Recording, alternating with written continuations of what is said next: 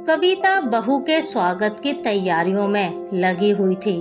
अभी अभी उसके पति का फोन आया कि वह लोग दुल्हन को लेकर पहुंचने ही वाले हैं। कविता भी बेटे की बारात में गई थी, पर जयमाला देखकर रात में ही घर वापस लौट आई थी, क्योंकि यहाँ घर पर भी उसे बहू के स्वागत की तैयारियां करनी थीं। कविता ने बहू के लिए आरती का थाल सजा लिया। सूप में दीपक, चावल, दूर्वा और गुड़ भी रख लिया। चावल से भरा कलश दरवाजे के आगे रखा हुआ था। थाल में रोली और आलता घोलकर पहले ही तैयार कर लिया था। सभी तैयारियां करने के बाद कविता दरवाजे के पास रखी कुर्सी पर बैठ गई। सुबह से भाग दौड़ करते हुए वह थक गई थी। कुर्सी पर बैठते ही उसकी नजर घर पर पड़ी। घर दुल्हन की तरह सजा हुआ था। पूरा घर मेहमानों की चहल पहल से गुंजायमान हो रहा था। मधुर संगीत बज रहा था। चारों ओर खुशियां ही खुशियां बिखरी हुई थीं। यह सब देखकर कविता के चेहरे पर एक दर्द भरी मुस्कान फैल गई। कविता को अपनी शादी का दिन याद आ गया, जब वह पहली बार दुल्हन बनकर इस दहलीज पर आई थी।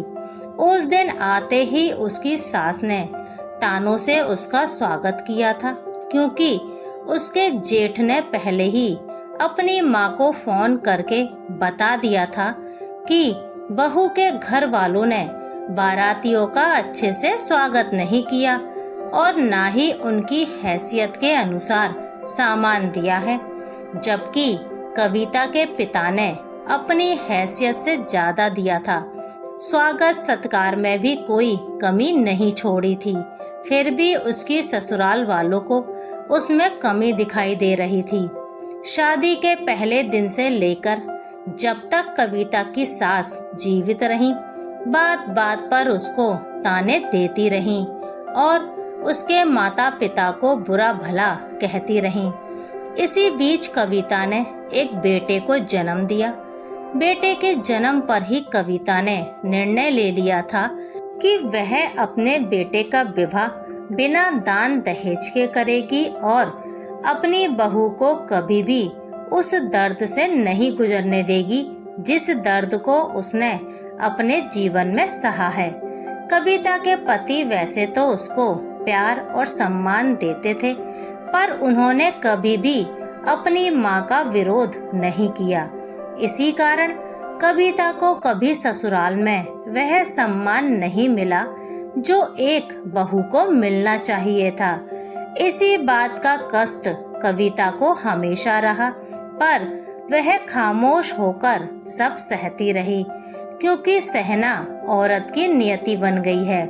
तभी दुल्हन आ गई, दुल्हन आ गई का शोर सुनकर कविता अतीत से बाहर आई और मुस्कुराते हुए अपनी बहू के स्वागत के लिए आगे बढ़ी। बहू को कार से बाहर निकाला और सबसे पहले उसने अपनी बहू के घूंघट को अपने हाथों से पलट दिया और मुस्कुराते हुए कहा, बहू, तुम्हारे नए घर में तुम्हारा स्वागत है। तुम्हें आज के बाद घूंघट करने की जरूरत नहीं है। पर्दा आंखों से होता है, घूंघट से नहीं, मेरा यही मानना है। आज के बाद तुम इस घर की बहू और बेटी दोनों हो। तुम्हें इस घर में पूरा मान सम्मान मिलेगा और पूरे अधिकार के साथ तुम इस घर में रहोगी। आज से तुम्हारी एक नहीं 2 माएँ हैं। तुम्हें कभी भी इस घर में कोई तकलीफ नहीं होगी और ना ही कोई तुम्हारा अपमान करेगा। यह हक तुम्हारे पति को भी नहीं होगा। यही वचन देकर मैं तुम्हारी मुंह दिखाई कर रही हूँ। यह एक सास की अनोखी मुंह दिखाई है। मेरी यह मुंह दिखाई तुम्हें पसंद जरूर आएगी। कविता की बात सुनकर वहाँ खड़े सभी आश्चर्य से एक दूसरे का चेहरा देखने लगे। थोड़ी देर चुप रहकर कविता ने फिर कहना शुरू किया, बहू, लड़की का कोई घर नहीं होता। मायके में कहा जाता है तुम इस घर में पराई हो और ससुराल वाले कहते हैं यह तुम्हारा मायका नहीं है, यहाँ अपने नियम कानून चलाने की जरूरत नहीं है। एक औरत जीवन भर यही सुनती आई है, माँ बाप के घर रहे तो पराई, पति का घर भी उसका अपना नहीं।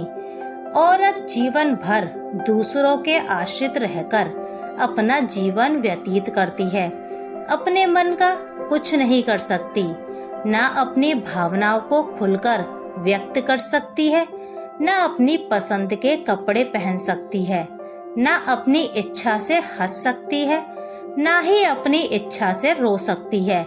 वह अंदर ही अंदर घुटती रहती है, अपनी इच्छाएं, अपने अरमानों को अपने परिवार पर न्यौछावर कर देती है, इस आशा के साथ कि उसे भी अपनों से प्यार, सम्मान और अपनापन मिलेगा।